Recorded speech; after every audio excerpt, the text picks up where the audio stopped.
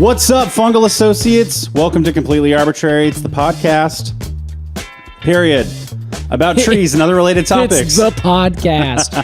You're welcome, everyone. This is the only podcast allowed. Yeah, if you're listening to anything else, we'll know. That's right. My name is Alex Crowson, and of course, over there on the big green couch, Casey Clapp. Hey, everyone. It's Casey here on the big green couch. Casey on the big green couch. Did I say Geen couch? I think I forgot the R in that. Oh, an Ed Gein couch. Wow. Ed Gein? Wait, is that a person? That is a serial killer. Ed Gein? Yes. I've never heard this before. That couch is made of skin. Oh, that's why it's so smooth and supple. Casey, you know something that's not made of skin? What? This is a perfect transition. Our t-shirts that we have on sale. They are not made of skin, Alex. Thank you for actually setting that up perfectly. Because there's a lot of people out there who are like, man, I would love to buy a t-shirt, but all of theirs are made of skin. Yeah. So I don't want it. We're here to put your worries to rest. If you use the code SHIRTS25 on our website, arbortrarypod.com/merch, there are a couple of t-shirts there that you can get for 25% off. That's right. One of them is the Tree Buds shirt that's put together and designed by Tori Gorham. And then the other is the Douglas Fir tee, which is designed by the wonderful Leanne Flug. That's right. Who's done so many things for our little podcast. Love her to death. Leanne Flug's like the unofficial, third member of our show. Yeah, I think so. Yeah, I think we should call Leanne and be like, right? We owe you a lot of money for being our third member. We're sorry. Thanks for doing this all and just being a part of it. And send a contract along with it. Yeah, there you go. So if you want to get a shirt for 25% off until the end of the entire year, Shirts25 is the code to use over at arbortrarypod.com/merch. And Casey, yes, we also have a special club that our listeners can join. We do. You can become a premium member at arbortrarypod.supercast.com. You can even, for the holiday season and all seasons, gift a subscription. That's exactly right. What do you get with that subscription? Well, if you join the Cone Club, you get AMA access, so you can ask us a question. We'll read it here on the air. You also get a monthly cone sticker, which is designed by an independent artist and sent to you every single month. Got a bunch of really cool ones coming up this next year. You also get bonus content, access to live streams, and new merch things. You get access before everyone else. Did you say ad-free listening, Casey? I did not. Oh, boy. We got ad-free listening, people. It's true. And if you don't want to join the Cone Club, you join the Tree Huggers. That's the next level down. And then you still get ad-free listening, bonus content, early access to all these things. And you still get 20% off our store. So, I don't know. Consider that. It's just a fabulous way to support the podcast. And we really appreciate all of our Treemium members. And again, that's arbortrarypod.com/merch. Shirts25 is the code for the shirt sale. Or... I'll say or. Please. Arbortrarypod.supercast.com to become a Treemium member today. Casey. Alex. With this nice weather we have here, this little cloudy, little cool day we have. It's a really beautiful one. I will say cheers, my friend. Cheers indeed, Alex. Okay. Now that Insert is sound effect. some delicious tea. Yes. You know me, Casey. Yeah, I'm always sipping on a cup of tea. It's tea. Wrong letter. A cup of Jane? Is that sexist? Jane. Yeah, I don't know. That's a good. It's a good question. Yeah, but we got some tea here, some nondescript, completely unrelated tea. Completely unrelated. That's right, because we're not talking about anything that makes tea today. We're talking about the gourd herb. Gourd herb. I love saying that. Gourd herb. I wonder if you can go to a restaurant and have gourd herbs served as an hors d'oeuvre. I know. I was wondering that. I want to set up that scenario. I know. We got to do that because it sounds hilarious. Yeah, I love that word. Those words. That's exactly. Gourd herb. Gourd herb. I think I knew a gourd herb in high school. Yeah, very round, hollowed out when it got too dry. Yeah, that's pretty cool guy. That's right, Alex. We're talking about the gourd herb today, which is otherwise known as Ilex paraguariensis. Oh, wow. So that is the Paraguayan holly. That's right. Correct. Ilex. Exactly. So this is of the Ilex of Paraguay. Okay, cool. Now, again, I'm going to say that Ilex paraguariensis. Paraguariensis. Exactly. That's my best favorite pronunciation of the scientific name. I think it's great, Casey. And we're going to talk about all that Ilex goodness. We got to do so after a break. We will be right back with Completely Arbortrary. Cheers. Cheers.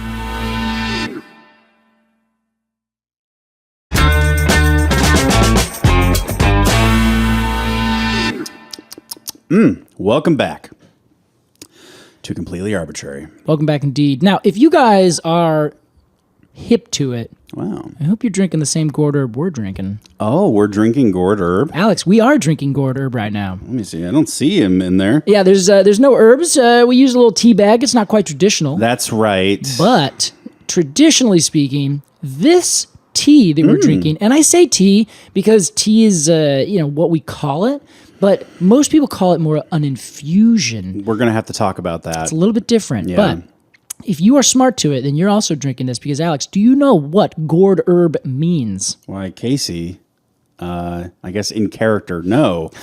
In character, luckily Alex is always in character. He is a method podcaster. That's right. Gourd herb translates to yerba-maté. Yerba-maté. That's exactly right. In fact, so in Spanish, yerba means herb. Okay. If you just look at the two words, you can say, oh, yeah, obviously. Yerba buena means that. It's a good herb. There's a lot of places called Is that weed? Actually, I don't know what that is. But there's a couple places and things that I've heard called that. But I don't think it's actually weed. I think it's a different plant. Oh, like towns and cities and things? No. What am I thinking? Buena Vista, not Buena Yerba. But maybe there is. I feel like there's a place in California or something. Okay. I don't know. It is unimportant, Alex. But that means herb. Yerb. Yep. Yes. And then mate means gourd. Okay. And that actually comes from a Quechua word, which is a native group down in South America. That's right. We've talked about them before. We've talked about them. And today, we're not going to be talking as much about that group as we are a different group called the Guairani. Guairani. I don't know how to say these words, Alex. I'm trying my best. Okay, let me look at it. I'm not Yes. saying I can do better. All right, this is a group of people called the Okay, I would say Guarani. Guarani. Yeah. How do you spell that? With a G? Well, that's how I would say it. Guarani. Say it one more time. Guarani. Guarani. Yeah. What? You don't really say the G in Spanish if Hold this is on. Spanish. What? Yeah. Is that real? Is that true? In this context, yeah. I had no idea. Like, the restaurant Guero? It's actually Guero. No way. It's true, Casey. I'm an idiot. Somebody can email me if I'm completely wrong, but I'm 99.9% sure. But a second ago, you were 1,000. You're 100%. Yes, exactly. All right. But the moment I say it, I become less sure. All right. Well, we'll talk about that in a second. then. Guarani. But that's Guarani. Oh my God. Okay, so the Guarani people. Yeah. They are the initial folks who actually found this herb, and they traditionally also grew gourds. And they would hollow out the gourds. They would cut the top off, and then they would have this little vessel that they could infuse these leaves in. That's They would right. take leaves, they put it in there, and they'd have this fancy straw, and then it became this really amazing drink. How lovely. But before we do that, there's other things we got to talk about. Oh, wow. Well, Casey, let's imagine that you and I are traversing the ancestral lands of the Guarani, and we come across some yerba. We come across some gourd herb. Excuse me. Guarani, what the hell? Casey, let's ID this tree. All right. So here's the thing. This is a holly. It looks like a holly. You walk around, you see it, you're like, that's a holly. Yeah. And you'll be right. It is. It just looks exactly like that. It's got the whole kit. Exactly. In soccer terms. Yes, in soccer terms, which is honestly is a little. Anyway, all my teams lose. They all maybe lost. that was the case. Sorry. Anyway, yes. Okay, so the native lands of the Guarani is in South America. Okay. Kind of in the southeastern area of the continent. Okay. So it takes up Brazil, Paraguay, Uruguay, and Argentina. It's a wide berth. Yeah, it's kind of where they generally were. But Okay. they were a people, just like any other native peoples, with different tribes and sects and kind of areas where you would now look at them and say, here are these people. But generally speaking, Paraguay is where they were really kind of centered. Okay. And this is where these trees grew and continue to be grown today. Cool. So they are a native forest species that like to grow kind of up in the mountains in this otherwise tropical to semi-tropical area. So they are able to grow to about 60 feet tall. It's 18 meters. And they look like hollies in terms of kind of their bushiness. They kind of grow up with this big form that doesn't really create a giant canopy like an oak or a maple. It doesn't really get like a big wide tree. It looks just like a big tall bush, more or less. And as a jeb, so to speak. It looks just like a big old jeb. A big tall bush. It looks like. So it grows up along a couple river valleys, and it's kind of just this species that grows along edge habitats and kind of in little openings around the forest. So it would be found commonly upwards in elevation. It can actually take a little bit of snow and go down to about negative 6 degrees Celsius, which is about 21 in Fahrenheit. I think that tracks. Those hollies are hardy trees, no? Yeah, well, they are, especially the ones that grow in northern North America and over in Europe. The English holly, which is the one we've already covered previously, which is Ilex aquifolium. That's right. And then there's the American holly, which is Ilex opaca. Both of those grow way up in like New England. They grow up in high Europe, that kind of space. Okay. So those ones are really tough, but there are others that actually grow natively to the south and the southeast of North America, all the way down through Mexico into the Amazon. Wow. So there's a lot of different species of Ilex. Okay. But only 4 really have the things that you would want to put in a tea, it turns out. 4 species of hollies? Exactly. But we'll get to that in just a second. First, I want to focus down on our one species and then kind of broaden it out.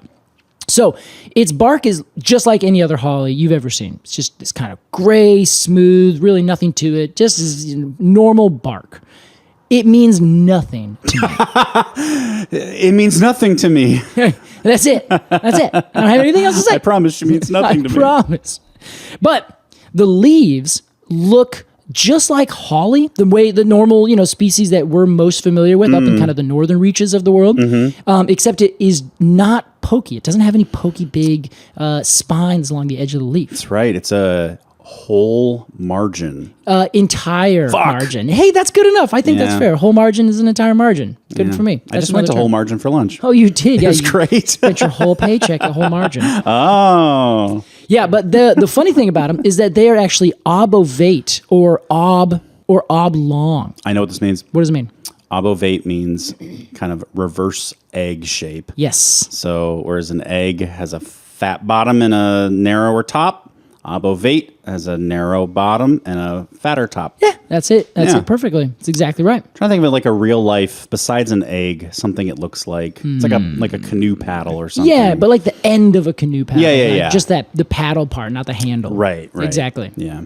Yeah, that's what I would say. Or like a long, rounded fan of some kind. Something like that. It's a good looking leaf. Exactly. It's a good looking leaf. It is it's thick, it's evergreen, they're deciduous, and they're alternately arranged down the stem. So if you see a holly. You said it's evergreen and it's deciduous? Oh my God, I meant dioecious.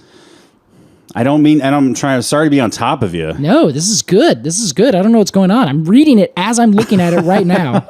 And I'm just saying the wrong words. Maybe you're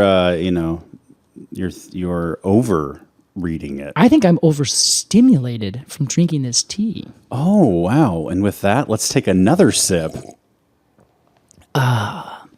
We have some thoughts. We do have some on thoughts. This tea. Yes. But those are the leaves. Those are the leaves. They're fine-looking leaves. Yes, it is an evergreen dioecious plant. And the leaves are, they're kind of a light green, medium green below. So, normal, if you look at the top, it's really dark. You look at the bottom, it's a little bit more matte underneath. Okay. And the thing that I think it looks exactly the same, like the thing that you just cannot get confused are the flowers and the fruit of this here plant. So the flowers of holly, as we talked about the last time we talked about holly, they're in groups of 4. So they have 4 petals, 4 sepals, 4 little stamen that pop up. And they're really just cute. They're adorable little flowers. Is that pretty unique, the 4 things? I'm used to 5 Yeah, parts. not really. It's not Okay. super unique. It's just, it's notable in that you're all right. Most things have 5 or they have 6 or 3 or 9 or something if they're in like other families. But yeah, in this particular instance, I think 4 is just cute. It's not necessarily unique. Okay. I think there's lots that have that. Now, the thing is, being dioecious, you're only going to have flowers that produce pollen on one plant, and you're going to have flowers that produce the fruit and have the ovule on another plant. That's right. So pistillate and staminate flowers. So once those little adorable flowers, and they all grow, I should note, in kind of these clusters that pop in the axils of the leaves, so right kind of from the armpit of the leaf, you'll get this big poof of little flowers. And they don't really hang down. They're just kind of like, they're held up quite tightly so that then when the female plants produce the fruit, which are little tiny red berries that look exactly like holly berries, Yep. like to a T, they're all these kind of little bunches right in the axils of those leaves, just kind of boop, boop, boop, boop, boop, boop, going all the way down the stems. It took me a long time to really realize, even though I knew that fruit came from flowers, Yeah. that like if you see the flower arrangements on a tree or a shrub, Yeah. that is what the fruit arrangements will also look like. Totally, yeah. Or at least cool. some way that you can trace, you know? Yeah. 100%. I will say these flowers, You don't like them? I think they're so cute. I think they look like utility flowers. All right, that's fine, I suppose. IMO. Okay, all right. Whatever you think, whatever your O is, that's what. Why? Well, Casey, riddle me this. That was funny. Are these fruit actually berries? They are.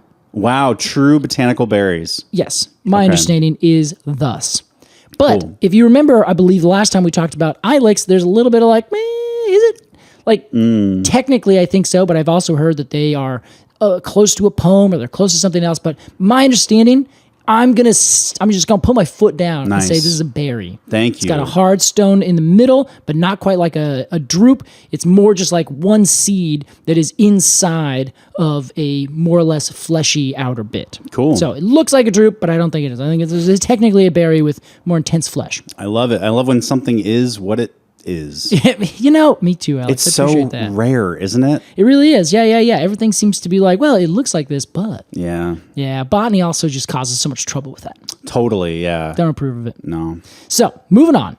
This is, the berry actually is not what you'd expect. Normally, often, we think, well, if there's gonna be a thing that humans or animals or something uses, it's often the fruit. That's the thing designed to be Sure. given to plants or given to animals from plants, right? These berries look like a no-go. Yeah, you don't want to eat them. I think that's just because holly doesn't taste good. Potentially, And it looks like holly. 'cause but it is. but it's a small red thing. I'm like, that's poison. All right, yeah, that's fair. Okay. That's just my lizard brain. You're you the know? lizard. Hey, you know what? So far, it's worked for you. Yeah, Just true. saying. I'm still alive. Still alive. So and that's fair. Birds love it though. Okay, good for them. It's all about That is birds, good. yeah. Which is the same as over here. You know, we get invasive English holly because birds are like, yeah, I'm going to eat that, and then they go poop off elsewhere, and then you got a little plant growing there you don't want. Sure. So the leaves are what ultimately are used for a lovely drink called yerba-maté. And with that, we say cheers. Cheers. Every time we do it, it's like saying Beetlejuice. You have to drink 3 glasses of this before the yerba mate man shows up. Exactly, it's terrifying. I'll introduce it right now just because it's on my brain. But there's I found an article in my research, and that is let me see. It's called the oldest archaeological data evidencing the relationship of Homo sapiens with psychoactive plants. A world overview.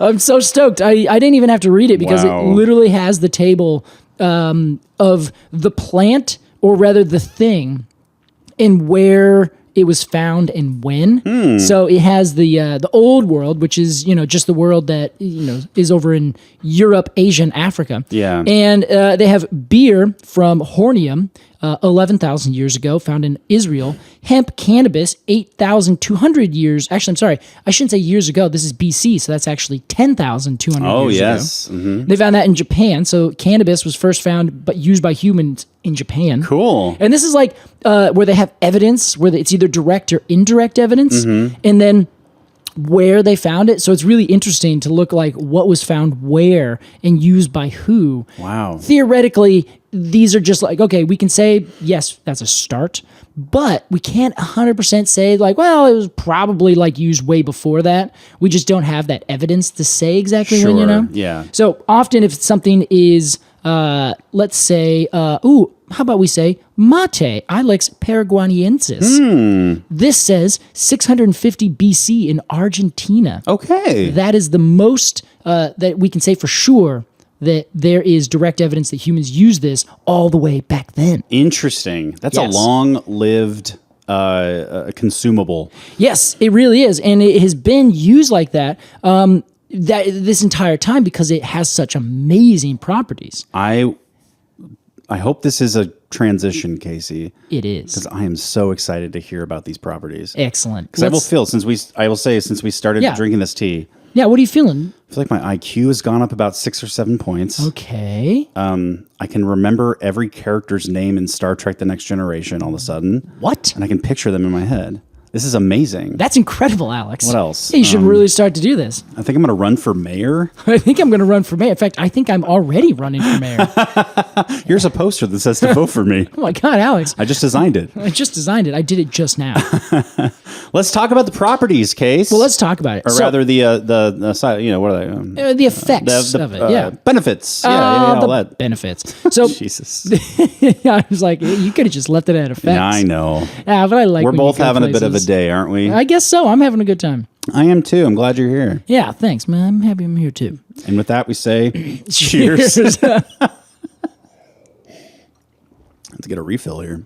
Okay, so here's the situation. So this plant was initially found by the Guarani people. You see the accent is on the last I I do. there. Yeah. Guarani people. Yes. So again, these are people down mostly in Paraguay, which still they make up a huge proportion of the population. In fact, a lot of people only speak that language by the same name. No kidding. More than Spanish. Yeah. To this day. Wow. How about that? So it is a group of indigenous people who initially are given credit for finding this, but they traded it with everyone across South America. And this included peoples to the east, to the west, and to the north. So that would go into Brazil, further into Argentina. But as you get further north, they didn't necessarily trade this one particular species because in the Amazonian rainforest, so taking up like Ecuador and Peru and Colombia, there is another species there that also has this same kind of effect. Rivalry. Exactly, but not really a rivalry. It's kind of like just separated. Okay. So it's kind of like, I don't need to trade way over there. It's really far away because we have our own. So they kind of have their own I see. developed kind of drink off of this. Okay. And that one is called, well, this is even more confusing, Alex. So it's Ilex space GUAYUSA. How about that, Mr. I speak another language? Wayusa? Wayusa? I think so. All right. Well, they called it the Wayusa or the Waisa. Okay. Wayusa. So, and the Waisa is spelled WAISA. Did they like So that makes drink me it? feel good. And they were like, ooh, why so hot? They probably did. They probably didn't. The name just stuck. Sometimes you get the onomatopoeia becomes the name itself. yeah. I love that. Okay, so this is like their regional version of yerba-maté. Exactly. Yeah. That they didn't need to feel the need to like trade. Yeah, exactly. This one just grew up in the tropics already, so they found their own essentially. Okay. And that one, there is evidence 1,500 years ago. They found it in a medicine man's tomb in the highlands of Bolivia. Oh my god! They found this like very nicely, perfectly packaged leaves. They were like bound together. They were set in there in the tomb for this person. Wow. So pretty cool. And guess what, Alex? It doesn't end there. Oh my god. The Yupon holly, which is Ilex vomitoria, and the Dahoon holly, Ilex cassine. Those are two species that grow in the United States, Mexico, in North America. Oh, wow. And they grow down in the south, southeast, down in Florida, over into like East Texas, essentially, like right where the Columbia or the Colorado River comes through. Okay. So these are the main four species that have caffeine and theobromine in the leaves. Theobromine. Yes. Okay. Do you remember where that name comes from? No. I'll give you a I hint. was going to make a joke, but no. It's tasty and it's chocolatey. Chocolate? Correct. Yes. I told you my IQ's been raised. Yeah, you're crushing it right now. Yes, so that is the stimulant that you get in cacao and How chocolate. about that? Okay. Yeah, so it's found in this, and like I said, it's found in a bunch of others.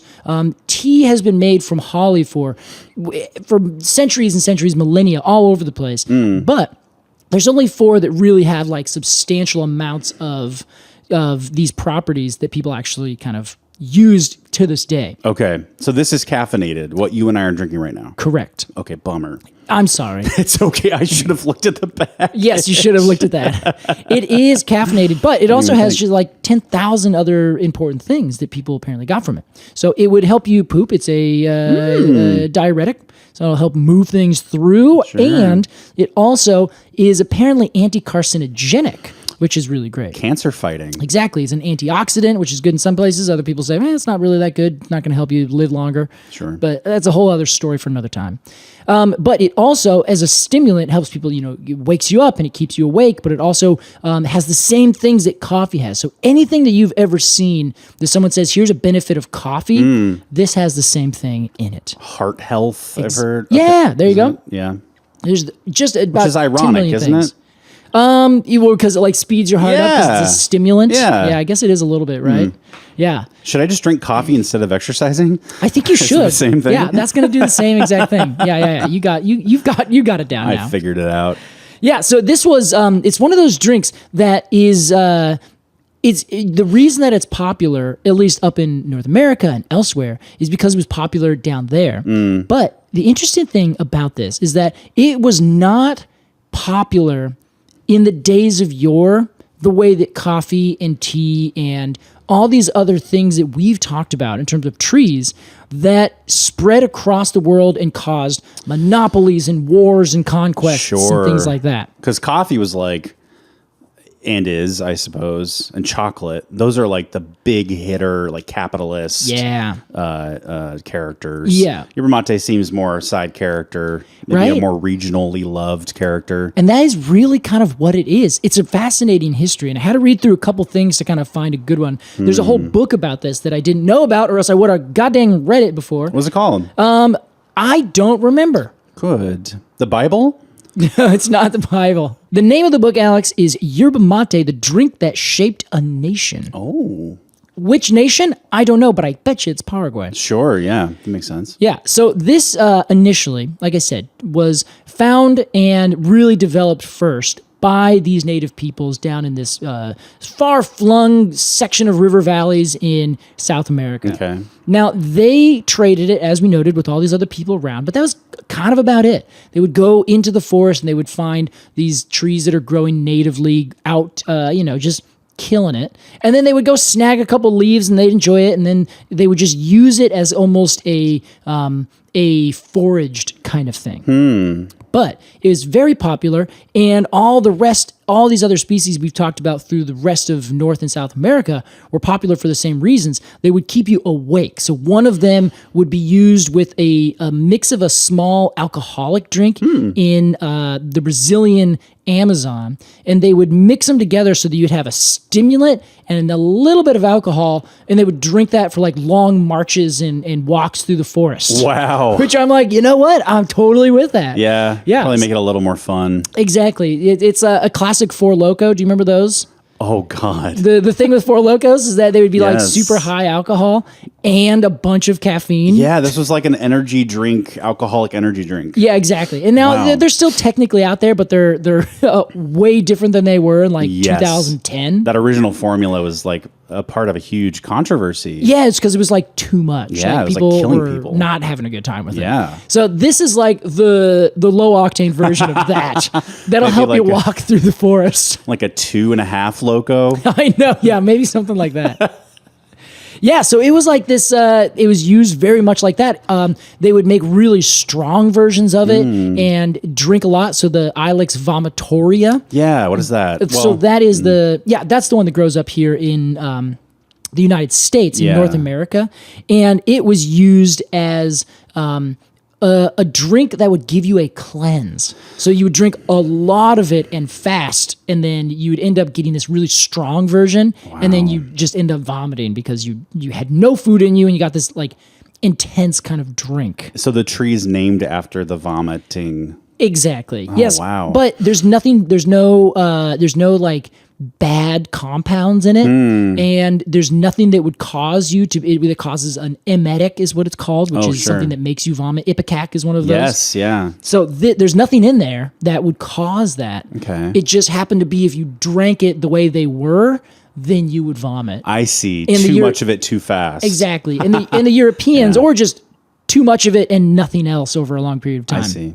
The Europeans saw this and they're like, "Oh my god!" And that's why they named it that. So like that's where the scientific name came from. Interesting. Okay. Yeah, and they would call it. It was called white drink by the native peoples because it would be a cleanse, and purity was associated with the color white. Sure. But then the Europeans would call it black drink because of the color of the drink was so dark, and they just didn't really know what it was. It was just this weird tea that the native peoples drank that then made them kind of vomit and go crazy. But the craziness was just it being like a stimulant, so they were like hyped up, you know? Whoa, okay. They would drink a bunch, like really strong ones before they went off to war or battle or something like that. Sure. So it'd be like just getting yourself jazzed and ready to go. Like if you just chug a couple of espressos and then go to a meeting or something. It's kind of like that. Our modern day version. Yeah, exactly. Okay. So it's similar like that. So down in this very far, like the most southern kind of area in South America, it was really getting developed, right? But the thing is, Alex, as soon as you enter in Europeans, everything gets kind of fucked up. For sure. So pre this, when you said that it was just more of a forage thing, means there was no like agroforestry involved. Yes, correct. Yeah. So they would just go out and find a plant growing, and they would harvest leaves from it. Sure. So fast forward to the time when Spanish come in, and the Spanish start to say, "Hey, this is kind of interesting." Okay. And that's really about it. Like they did not have a market for it elsewhere. Interesting. There was a market for it there. And of course, the market was people go out and collect it and then trade it amongst themselves, or they use it for themselves. That's what a pre-European market was in this part of the world. However, soon they started to essentially create plantations of it. Okay. And they started to try to grow it, and they couldn't figure out how to grow it. So they just were like, we cannot make this, the little berries that we plant don't grow. They soon learned that you have to actually scarify it, which is a very classic thing for seeds. You're familiar? We talked about this? Of course, yeah. What does that mean? What do you think? When a bird or whomever eats a berry, the stomach acid kind of breaks up the outside or scarifies the outside. Exactly. Or they, like in the jaws of an animal, like they actually get kind of crushed or etched with the teeth or something like that. I see. That makes more sense. I always thought it was stomach acid. It's a little bit of both. You're totally right. Cool. Regardless, it had to pass through the gut of an animal, then the seed would grow. Right. So it's like activates it a little bit. I think maybe I'll edit this out. I think that's the same thing that's kind of happening with like cat penises and vaginas. Oh, tell me more. Like a cat penis is barbed, so that it's harder to take out of a cat vagina. Sorry, everyone. Okay, but I believe that the kind of like the scratching of the inside kind of like activates the cat's uteral function and makes it easier for a germ to interesting. germinate. Yeah. Well, I am not a cat expert, but that is fascinating. I did not know any of that. It's like that fact was like cobbled together with bits and pieces, but I'm pretty sure that's what's happening. That's amazing. Yeah. All right, cool. Yeah. I'm going to just agree with you. Yes, it's like that. It's just like that. Thank you. Oh, man. Or at least that's what it reminds me of. That's fair. Yeah. And I think that's a good reminder. Cool. So moving back to our yerba-maté here. Thank you. Yeah. So this was like a very traditional plant, a very traditional thing. And even to this day, it is essentially the same as tea anywhere else or, coffee, I think, in the United States. But it's really not quite the same kind of tradition where it would be down there served all the time. It's always available. It is a household item, just the same as what in England they serve tea all the time Sure. for everything. Yeah. Same idea, but this is this different kind of tea, yerba-maté, down here. Yeah. So, way back when, initially the Spanish started to try to get it and be like, hey, this is pretty sweet. This, gets everyone a little hopped up. This is wonderful. Let's go see if we can sell it. Nobody was interested. This is interesting to me. Like, what can we theorize about why it didn't hit? Yeah. I have an idea. Let's hear it. Well, thank you, Alex. Traditionally, the way you make it is you take the leaves and you do this whole big processing of the leaves, which is not like, it's not quite the same as tea. It's a little bit different where you actually just kind of let it get, you have to blanch it, which gets, get it really hot and wet. Then you dry it, then you let it age for a little bit, then you pack it and it's ready to go. Okay. For fresh or for black tea or green tea, you take the fresh leaves and you let them wither. You let them just kind of go and just turn brown. Then you dry them quickly so it keeps like the certain flavor and aroma. Okay. So the tea leaves, which is Camellia sinensis, that is a very particular kind of thing that has a nice flavor. Our yerba mate, you take the leaves, you chop it up into little bits and pieces, you include the twigs and you include some stems, you throw it in this water that's not quite boiling, and you put it in this gourd and you drink it from a very particular straw called a bombilla. Or, I guess if you're in the forest, bombicha. Nice. And you drink it, but you just refill it, then you refill it, then you refill it. So you get like a tiny amount of all the good things over a period of time. And refill it almost like to half a liter or so that goes through this little gourd. Wow. And this is post processing. Correct. Okay. This is when you're actually drinking it and it's ready to go. Oh, so they include, when they do the processing of the leaves, they include the stems and twigs and Yes, things. explicitly. Okay. Wow. So that also gives it like a bitter flavor. Oh. So my theory is that when you have tea, it's nicely succinct. You have only these leaves. You put in this little, at the time it wasn't a tea bag. It was more like a little metal container. And you dip it in your water and you take it out and you got this nice, clean, very kind of fresh and a nice aroma kind of thing. Then you have this, which is a little more earthy. It's a little more bitter. It's not quite as pleasant in a easy way. It's what one would call an acquired taste. I see. So I think people in Europe had no interest in acquiring this taste. Okay. That's they'd my already thought. acquired coffee at that point, right? I think so, yeah. It had already been Which is around. also by kind of then. an acquired. I mean, all these things are bitter. Everything kind of has that bitterness to it, yeah. Yeah. Interesting. So I don't know why Okay. this was not taken, but for whatever reason, the only markets that they ended up finding were just right there. Here's my theory, and I like yours. I think you. it's perfectly fine. But here's mine. Tea. I'm assuming by this point, coffee and tea already existed in the hearts and minds of a lot of people, right? I think so. Maybe it not to wasn't, the scale that it will be. But Yeah, definitely not the scale, because this would have been the 15, 16, 1700s Oh, okay. when this was first happening. Yeah, maybe not then. So tea had definitely been traded. There was drinks like this all over the place, but it wasn't quite the global commodification that we have today. But Okay. it definitely was around. Tea had been known and traded. Coffee surely had been known and traded, but it wasn't quite to the extent of what we could imagine right now. Okay. Well, then my theory kind of shifts, but it's like, I don't know. I already got a thing. I already got my copy. I see. So I already got my tea. you're saying we don't need a new thing. We got our old thing. Yeah, Not maybe. interested. I mean, people like trying new stuff. Yeah. But that, and also, I think I agree with you. As far as I know, traditionally, yerba mate doesn't include like sugar and milk. Yes, I don't believe so. Okay, Yeah, but correct. coffee and tea, to most people, I Yeah. would say, do include sugar and milk. Definitely. Which make the bitterness a lot more palatable. Right? You can take it. Yeah. So maybe this is just like a step too far. I think you might be right. Okay. I think you might be right. Interesting. And so that's kind of where the first problem started, though. It's going to be grinding my jaw, Casey. Are you okay? Yeah. What's going on? I think all this caffeine. Oh yeah. I'm ready to go to war. That's what I'm talking about, Alex. All right, everyone, go get your yerba mate. We're gonna go conquer a small country. I got to grab my sling. Love a sling. To go to war. Yeah. Okay. Yeah. This is a very biblical war we're about to go to. I appreciate that. So, so the problems started happening here because there was no market for it there. Elsewhere, there's a market for it still right here, right in the south of South America. So inevitably, the Europeans tried to take advantage of this. And the people who really did the most damage at the very beginning were the Jesuits. The Jesuits. Yes. You familiar with this sect of people from the Catholic Church? Yeah. I know the high school. Yeah, okay. Yeah, Jesuit high school here. Yeah, okay. Yes, there is that.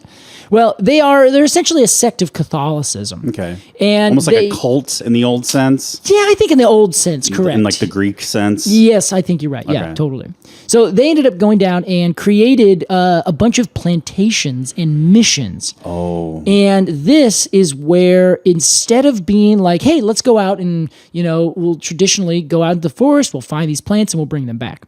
This was like, and now we're going to run plantations. And they figured out how to propagate this very particular plant. Okay. So they made these huge plantations and then essentially used slave labor of the locals to grow a bunch of it and then sell it to different markets throughout the area. Okay. So that was the beginning of it all. And then Wow. it just kind of kept getting worse for these poor people. So they like took over the local trade network. Exactly. Jesus yeah. Christ. They created markets where before it was just a standard kind of trade, And, I don't know the exact dynamics of what life was like in terms of trading and warfare or, how happy it was. I have read one thing that said that the Waiari people were a warlike people, but everyone still trades with everyone else. So I know that there's some amount of commerce down there. So, rather pre-Jesuits, there was some kind of commerce. So my understanding is that the Jesuits then said, yeah, great, now we're taking control of all these markets. You guys are now just going to get it for us. And then they just turned it into profit, which is what all plantations ultimately are. Sure. You cut everything down and you turn a profit off of growing things in bulk, which is how it's growing mostly today. Argentina creates, something like 280,000 tons per year, just Argentina. Whoa. So they ended up figuring out, this is the most economic way to go about it. But the Jesuits in like the late 1800s ended up getting completely ousted from Paraguay and from this kind of whole area. And I don't remember exactly what the socioeconomic things that were happening that basically said, you guys are out. But they got kicked out entirely, and all their plantations kind of just disappeared or went into private or government hands. Okay. But the people who were working them basically said, okay, we're going to go because you guys are treating us like slaves. And they just kind of disappeared. And then there was no one who knew how to continue to grow these plants because the Jesuits were the only ones who figured it out, and they didn't tell anyone. Of course. So then, it went away, and then you started getting people going back into the forest, but there was still a market for it, Alex. So now the market became, you need to go out and you need to go collect a bunch of pounds of this leaf.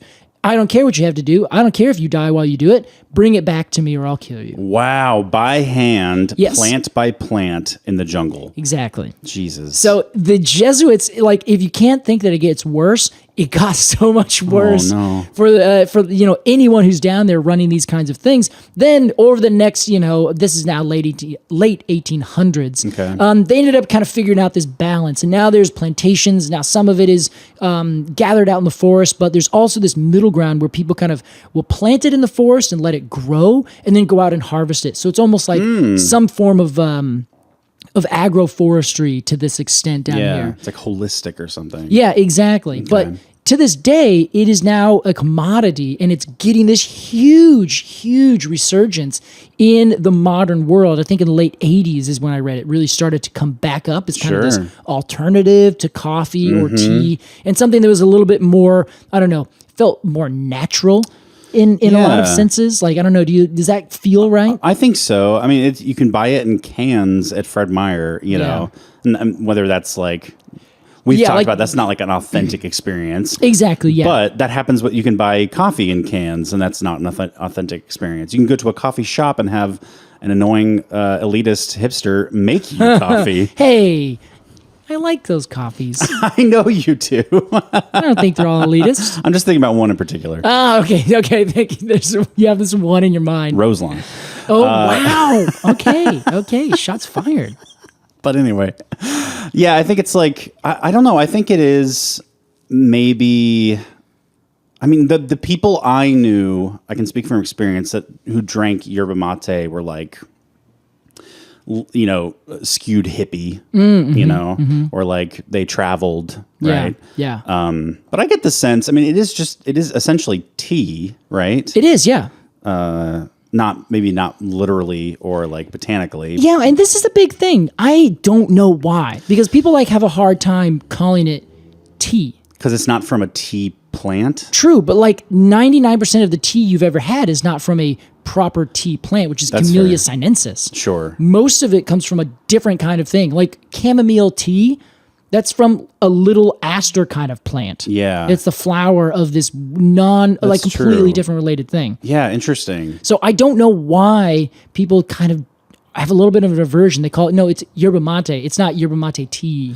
Right. Yeah. I mean, I don't know if one thing is like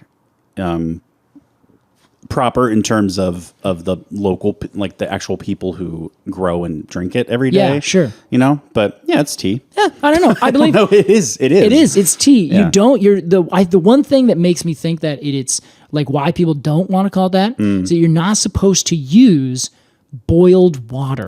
This is interesting. Traditionally, when you pour it in the gourd. Yeah. Now you came over this morning to record, and I was steeping the tea for our record, and you said, "Is the water boiling?"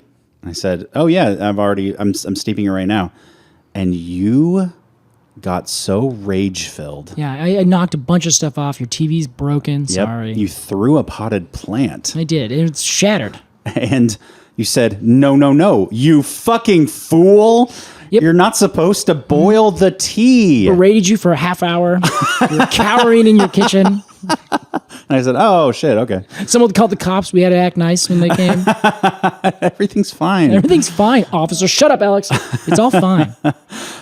Yeah, so you're not supposed to boil the tea. This is very curious to me. It said on the package to boil the tea. I know. I got these in tea bags, which is the most, you know, it's a very streamlined process. Totally. And that's super common nowadays. Yeah. But in the old fashioned traditional way, this is what I've read. So that makes me think that like that has something to do with it. Okay. Because oh yeah, maybe like the temperature.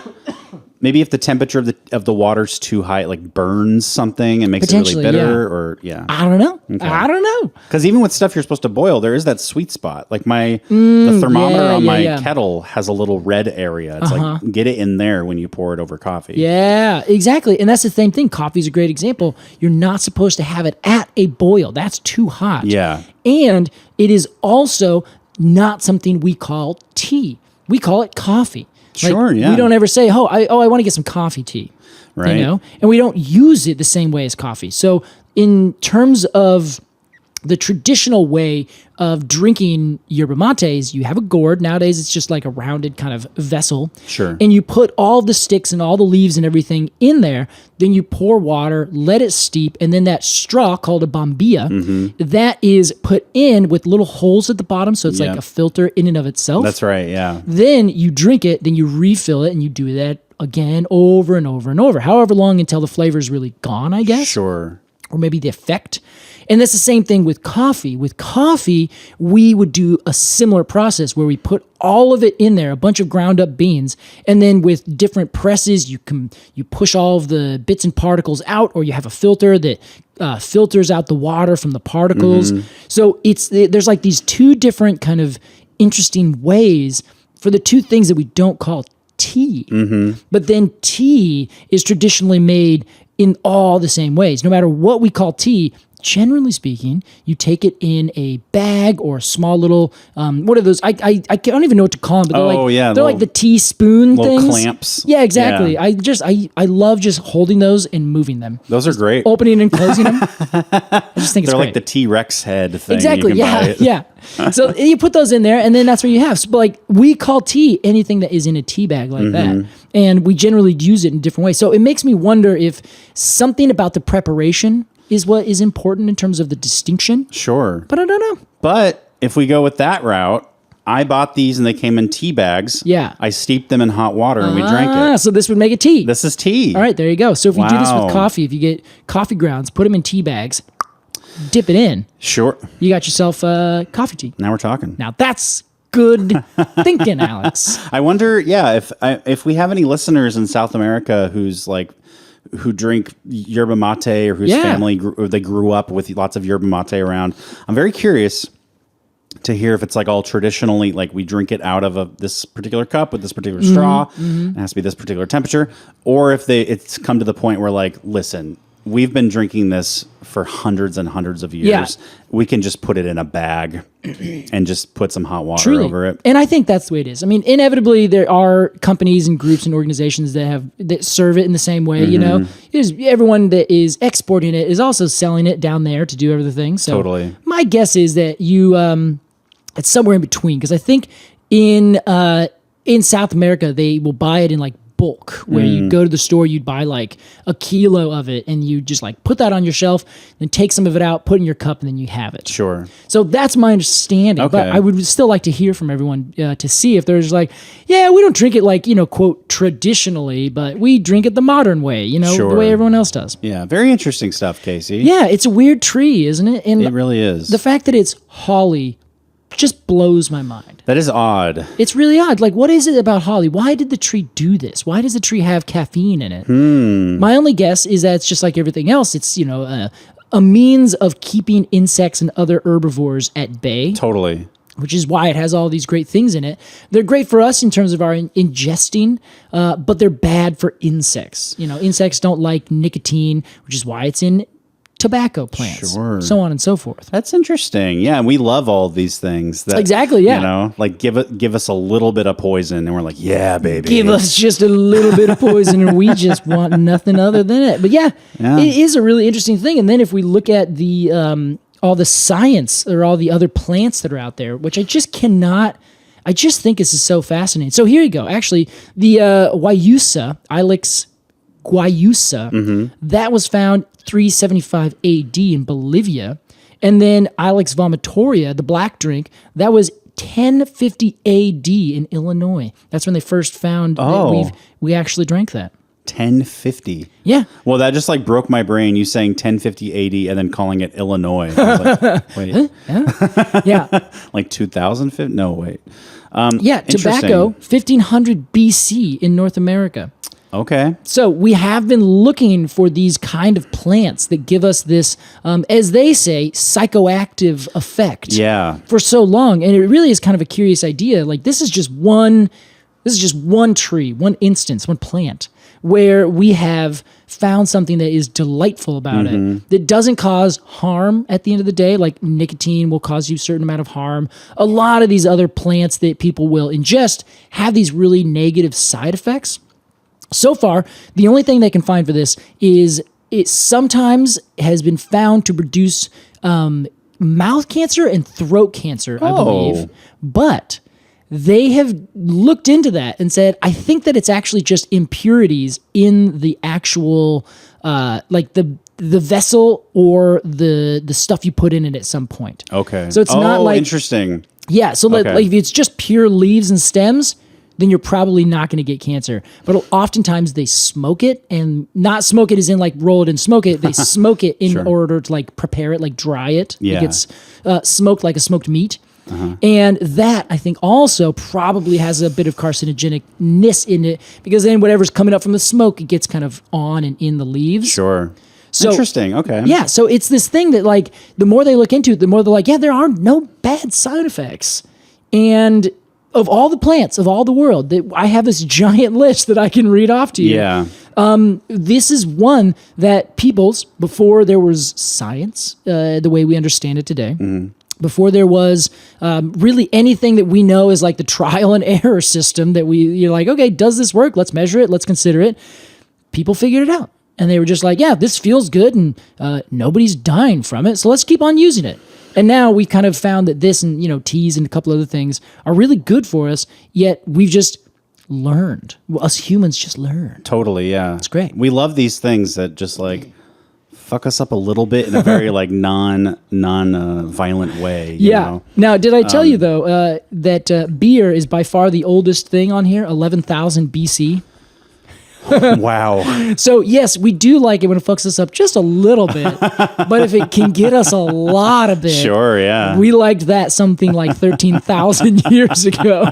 It is funny that we went to like beer before we went to tea. Oh yeah, exactly. At least we have official things for. Yeah. But yeah, who knows? Well, Casey, I want you to tell me again that yerba-maté may cause throat and mouth cancer. Yerba-maté may cause throat and mouth cancer.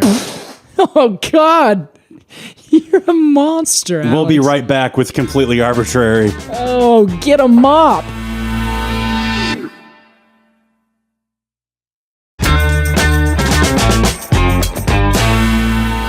Welcome back to Completely Arbortrary. I've cleaned up the mess.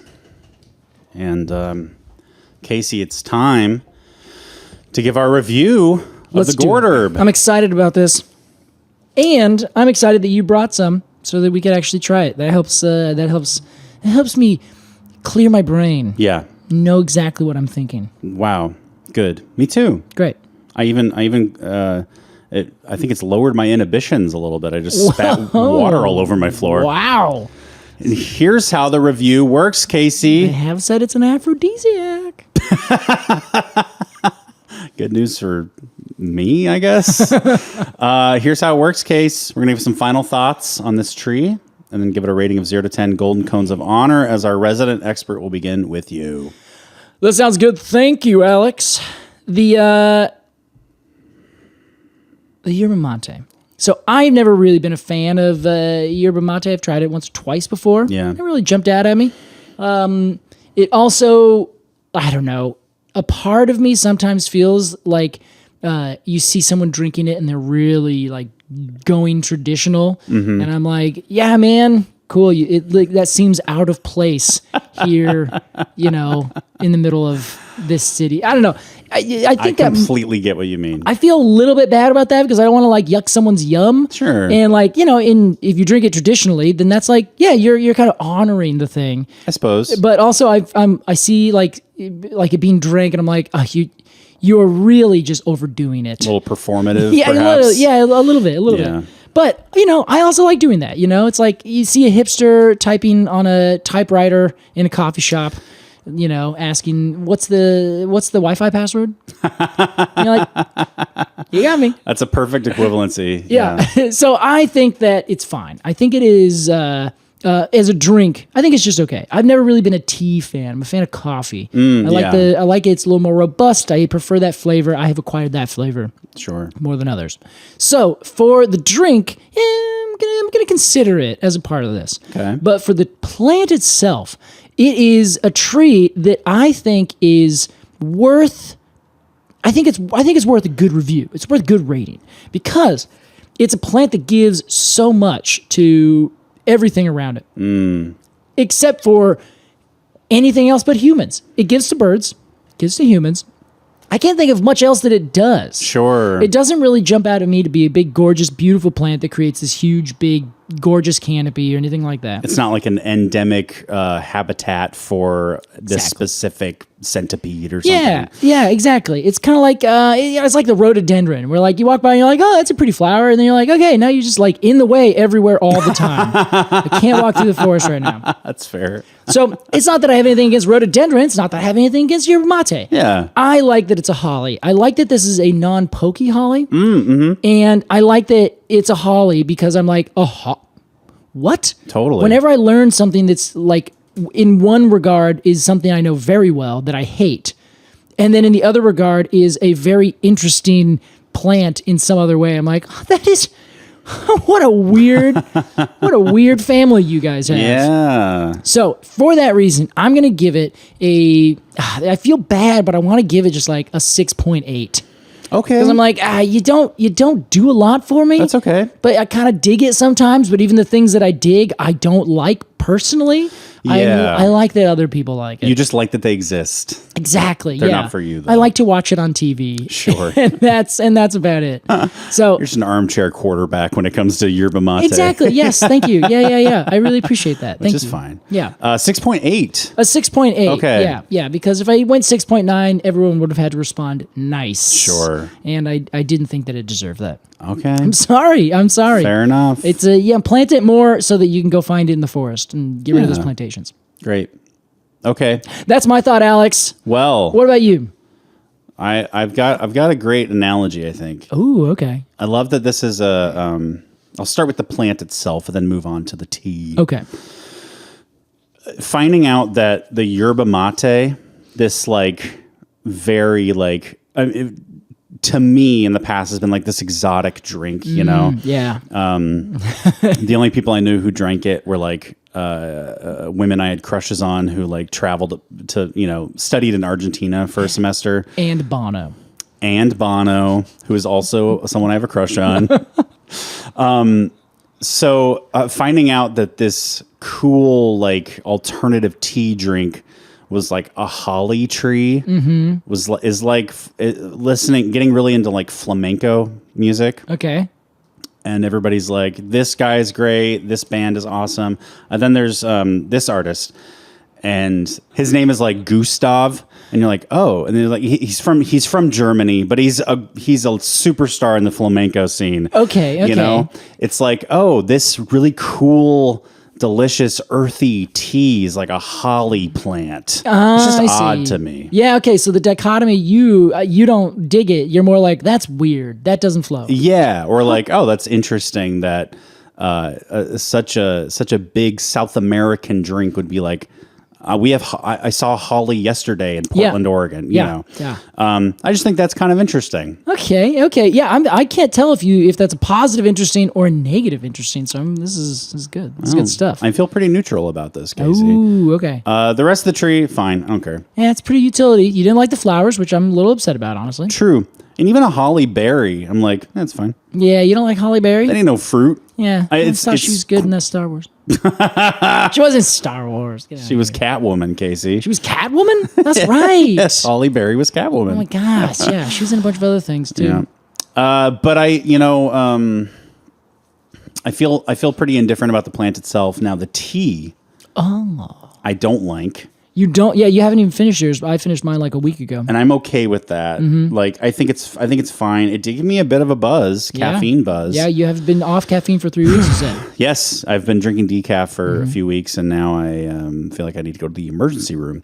But it's great. And I think the flavor is like, it's pretty earthy and even among teas. I'm not a fan of this particular tea. Okay. But I'm like you, where I'm not much of a tea drinker. I prefer coffee. But I will say this: you said it was a laxative of sorts. Yeah. My stomach is grumbling. There you go. So perhaps send it out. We'll have a little surprise at the end of this episode. That's what it sounds like. It's you taking off. Okay. Your rocket ship. From the propulsion energy. Exactly, Gotcha. Alex. You get it. So yeah, I love that this is. I'm in the same boat as you, Casey. I love that this is important to other people. I'm not one of them. I'm going to give this a 6.5. I love that. This makes me think that the name of the show needs to be "That's Gourd for You." Perfect. Get out of here. What is it? The saying that is popular, kind of funny today, where someone says, "I love that for you." Yeah. I love That's that for what you. I feel like. We're thinking like, yeah, yerba-maté. I love that for you. Cool. Gourd for you. Yeah, gourd for you. Well, that was our review of the gourd herb, Casey. Gourd herb for you. Casey, it's time for our completely arbitrary AMA. Oh, right. My favorite part of the show. Yeah, I like this one too. This one is from Addie. Hi, Addie. And Addie says, "Hi guys, I love the pod."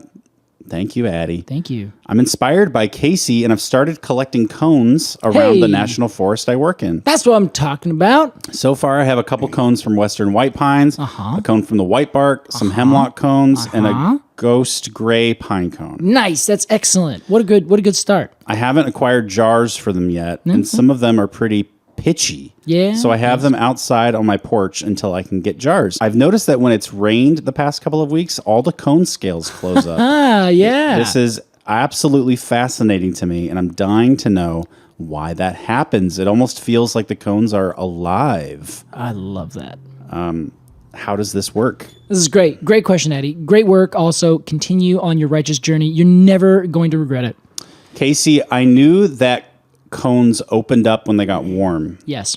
In fact, one time I wanted to open a cone, I put it in a frying pan on my stove. Wow. Okay. And it worked. Yeah, it does. Yeah, I'm not surprised. And that's part of a fire adaptation, as far as I know. It is. Or can be. It can be, correct. But I did not know that cones would close back up after already having opened. That's right. This is like a sea anemone or something. Yeah, okay. I like that. That's a good example. So what's going on? This is great. I got to also give a shout out to my friend Scott, who had brought this up to me a couple weeks ago. Not in a way where he was wondering what it was. He was making a bit of a joke about having a weather cone. And you have a cone. You set it outside. Say it's a Jeffrey pine. And when you set it outside in the sun, it opens up. The reason that it opens up in the sunshine is because it dries out. And the cone scales dry out, not necessarily at different rates, but they dry out with a different amount of moisture that is retained on either the top or the bottom of the cone scale. The reason this is important is you have essentially two layers. Let's say the top and the bottom. Now I'm saying essentially because there's not really it doesn't really exist as like, a layer here and then a distinct layer here.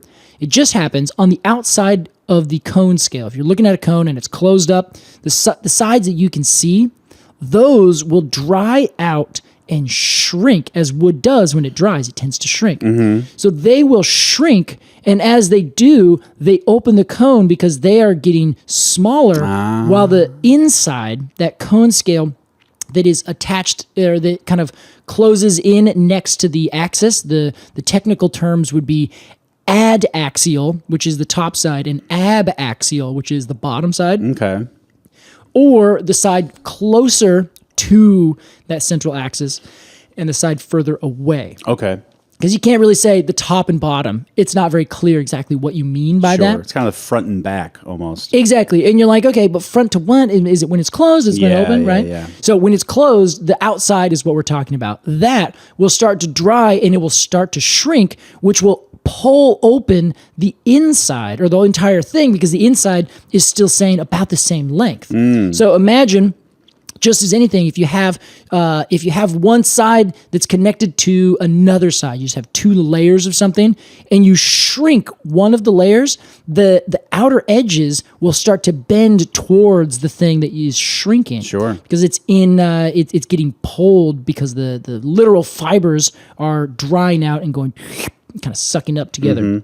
So because of that, It's almost like flexing or something. yeah, exactly. Yeah. So you end up getting that outer bit that's in tension that opens and pulls that cone scale open. Shortening the space in between. Exactly, Okay, yeah. I get it. So this is what happens when a cone dries. So you leave your weather cone outside on the porch and you put it in the sun. The sun is going to dry the outside. It's going to force the scales to open up because the outside dries quicker than the inside. And then boom, you get yourself a nice open cone scale. Okay.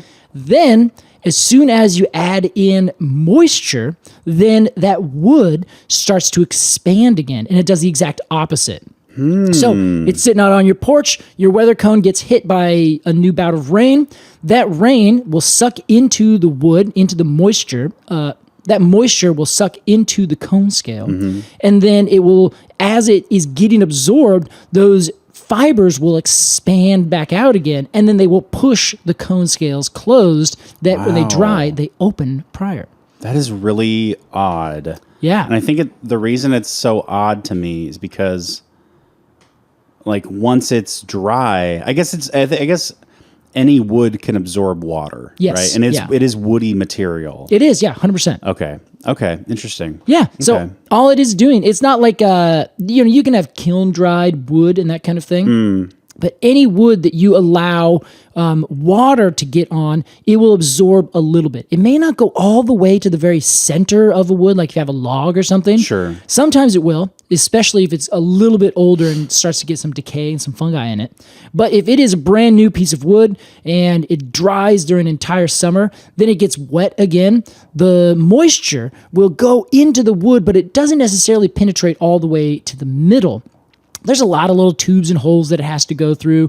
It's not necessarily a sponge, but with a small scale, you can have just those outer sections get a little bit of moisture, and then they will expand, but they are the things that are intimately involved, those fibers, in pulling as they dry to open the scale. So if you add a little bit of moisture to that little bit of outside, then they expand back out and they close again. Interesting. So, well, I learned something new today. yeah, there you go. So that is the big thing. That's how cones will disperse themselves. It's how they open. They have to get hot and warm, and then they open up. What you were talking about with serotinous cones, the fire adaptation, they are sealed shut with like sap or something. Oh, okay. And it takes really high temperatures to get them to open. To melt the sap or something. Exactly. Okay. And that would be the fire. And then when they get the fire, then bloop, bloop, bloop, bloop, bloop, bloop, they'll open themselves up.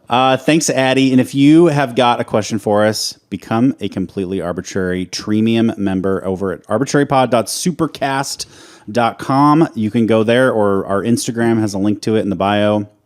Become a Premium member, tab over to AMA, and ask away. Casey, clap.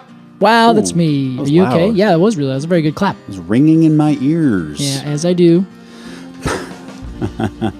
Every time I clap, I think, I wonder how Casey's doing. Oh, I'll see him in 12 hours. I'll see for him another sometime recording. very soon. I hope everyone else thinks that too. Yeah, I'm sure they do. You think anytime anyone sees a baby crow, they're like, I wonder how Alex is. Yeah, I usually do. That's Yeah. great. All right. Thanks so much, everybody, for listening to Completely Arbortrary. And we will see you next week. Goodbye. Bye.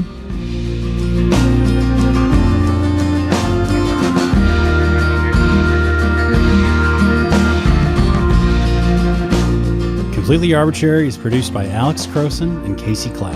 Our artwork is by Jillian Barthold, and our music is by Aves and the Mini Vandals. If you want to support this podcast and become a Premium member, head over to arbortrarypod.supercast.com. Thanks for listening.